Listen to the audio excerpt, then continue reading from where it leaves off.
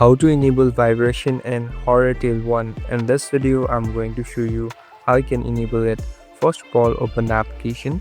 Now, here on the third option, you can see settings. Simply tap on settings. So we're in this settings interface.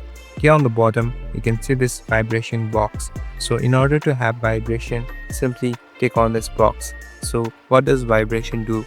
So being a horror game, there will be different events and different sounds too.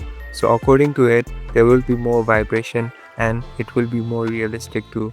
So the player who love playing this game can enable this feature for more better experience. Now if you go back, it's all set. Thank you for watching this video. I hope this video will help you.